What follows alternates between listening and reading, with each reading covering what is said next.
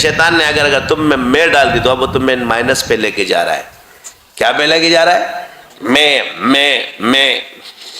اس کو کہتے ہیں عجب. عجب اس مرض کو کہتے ہیں جب انسان کے اندر خود پسندی پیدا ہو جائے. کیا پیدا ہو جائے؟ کہ لوگ مجھے سلام کیوں نہیں کرتے، میرا ہاتھ کیوں نہیں چومتے، میں پیر ہوں میرا ادب کیوں نہیں کرتے، میں بڑا ہوں میری عزت کیوں نہیں کرتے. دل میں جب اس کی یہ خواہشات آ جائے، یہ عجب کا مرض پیدا کرتا. لیکن تیرا یہ مزاج بن جائے کہ لوگ مجھے نہ چھومیں، لوگ مجھ سے دور رہے، میں دنیا سے ہٹ کھٹ کے رہوں، کوئی میرے پاس نہ آئے، کوئی میرے قریب نہ آئے، میں ہوں بس روح جانا نہ رہے. یہ تیری پیری ہے.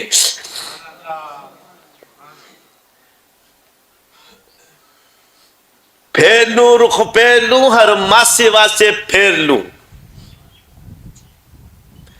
پھیر لوں رخ پھیر لوں ہر ماسے واسے پھیر لوں، میں رہوں اور سامنے بس روئے جانا نہ رہے.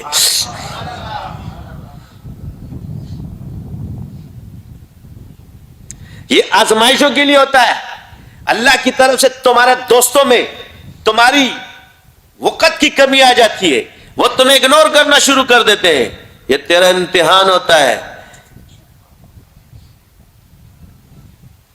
تو چاہتا ہے وہ عزت کرے، وہ چاہتے ہوئے تیری عزت نہیں کر سکتا.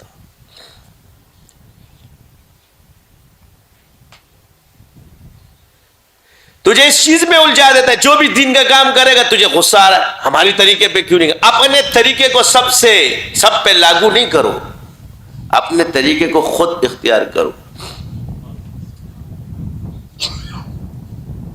ہمارا طریقہ تو یہ ہے، بس ہم تو اسی طرح چلتے ہیں.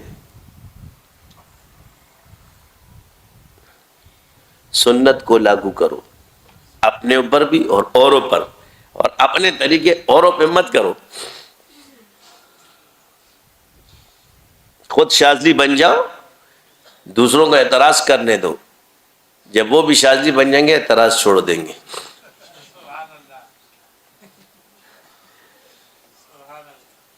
چاہے تم گھوڑے ہو یا بگھوڑے ہو، پانی جس نے پیا اس کو پتا ہے کہ یہ آلہ ہے.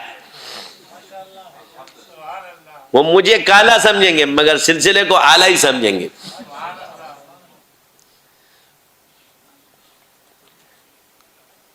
مجھ پہ یہ، کیونکہ میں نے وہ چیز کبھی اپنے ہاتھ میں نہیں، جب ہدایت ہاتھ میں ہی ہمارے نہیں ہے تو اہلیت اور نا اہلیت کس دلیل کی بات ہے.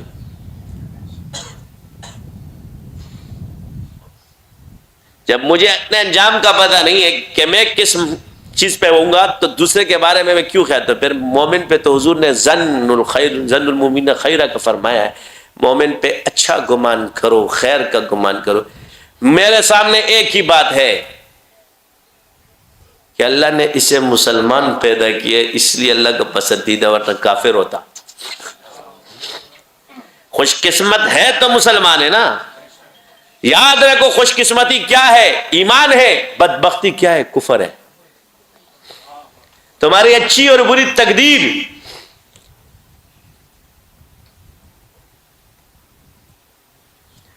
تم سب سے خوش قسمت ہو کہ تم مومن ہو. وہ سب سے بڑا بدبخت ہے جو کافر ہو، اور اس سے بھی بڑا بدبخت وہ ہوتا ہے جو مرتد ہو جاتا ہے.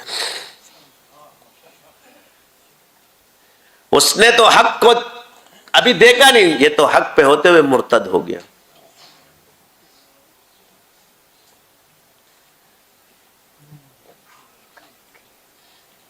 یہ چیزیں ہوتی ہیں علمی کمزوری. ہماری بھی کتاب چھپی تھی تعارف سلاسل، میں نے تو اس وقت نہیں پڑھی. اس میں کافی کمزوریاں میں نے دیکھی، میں نے اس میں کافی غلطیاں کر چکے ہیں آپ حضرت صاحب. لہٰذا آج کے بعد جو کتاب چھاپی جائے گی پہلے میں دیکھوں گا پھر چھاپی جائے گی، ورنہ نہیں چھاپی جائے گی. بہت سے ایسے کہ سلسلے نہیں ہیں ان کو سلاسل کی طرف منسوخ کیا گیا ہے. پہلے ہم پہچان لیں. ہو جاتی ہے انسان سے سہوا ہوتا ہے، غلطی ہوتی ہے.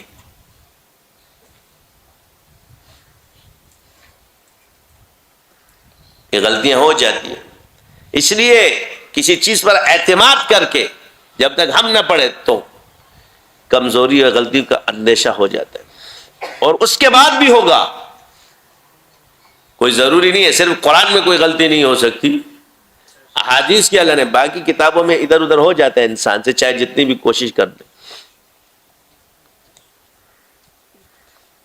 تو انسان ہے، مضامین کا کافی فرق ہے. تو انشاءاللہ دوبارہ اس ایڈیشن کو چھاپیں گے اور اس میں اس کی تصحیح کر لی جائے گی.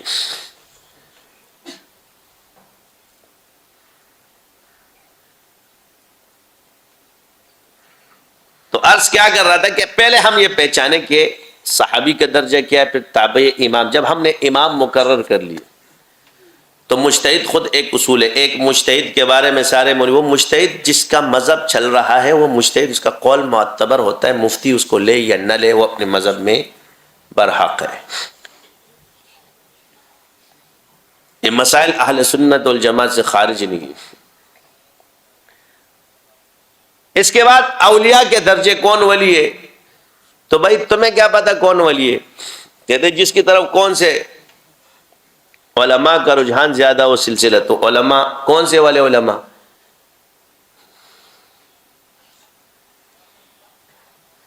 یہ تو بعد والوں نے قید رکھی ہے نا، بزرگوں نے پہچان رکھی ہے. تو وہ کہ وہ علماء کو عاجز کر چکا ہو، اس کے علم کو مانتے ہوں.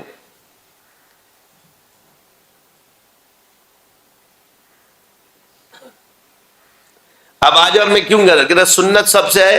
اب درجہ بتا رہا ہوں. تو ہر ولی اپنے زمانے کے لیے،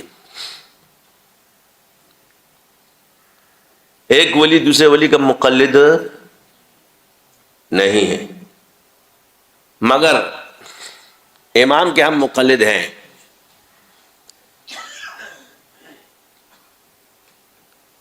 اب یہاں بجے گا تو یہ شرک کرتے ہیں. تقلید رستے کو کہتے ہیں، پٹا باندھنا. ایک دلیل یہ لیتے اور دوسری کہتے کہ بلا دلیل کسی کی بات ماننا.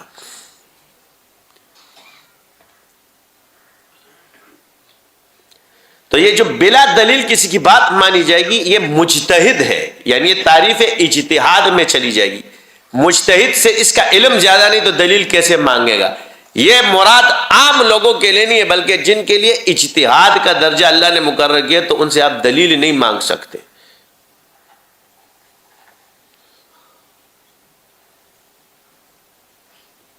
کیونکہ وہ اپنے مسئلے کے عالم ہوتے ہیں اور اس تک آپ کی رسائی نہیں ہے. جو درجہ اللہ نے اجتہاد کا رکھا ہے اس لیے انہوں نے کہا کہ بلا دلیل. اس کا یہ مطلب نہیں کہ آپ ہر کسی کے پیچھے پڑ جائے.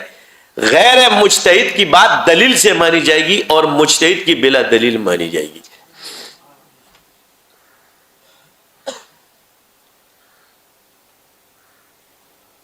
سمجھ آ گئی یا نہیں؟ غیر مجتہد کی بات دلیل سے مانی جائے گی اور مجتہد کی بات بلا دلیل مانی جائے گی. لیکن یہ تعریف ہمارے پچھلے بزرگوں نے کیے، ائمہ نے نہیں کیے. ائمہ نے یہ کہا کہ جب تک ہماری بات سمجھ میں نہ آئے اس پر عمل مت کرنا، اور جب تک یہ پتہ نہ چل جائے کہ ہم نے کہاں سے لیا ہے. یہ اصول وہ دے چکے، ہم نے شخصیت پکڑی اس کے اصول چھوڑے. مسئلہ یہ ہے، صرف شخصیت کا نام تو پکڑ لیا لیکن تعریف یہ کس نے کی ہے؟ پیچھے سے یہ تعریف کسی امام نے نہیں کی ہے. امام نے کہا اذا صح الحدیث فہو مذہبی، کیونکہ حدیث کے بارے میں کیونکہ وہ ہمارے ایمانیات میں سے ہے. حدیث سے ہماری بات بڑی نہیں ہو سکتی. تو اب اس کی دو تین تعریفیں کی جاتی ہے. ایک کہتے ہیں یہ دیکھو، ایک تعریف یہ کہ انہوں نے جو بھی کیا وہ حدیث ہم تک نہیں پہنچی مگر اس کے پیچھے حدیث تھی. اور بعض بات یہ کہ ان کے پیچھے احادیث موجود ہیں.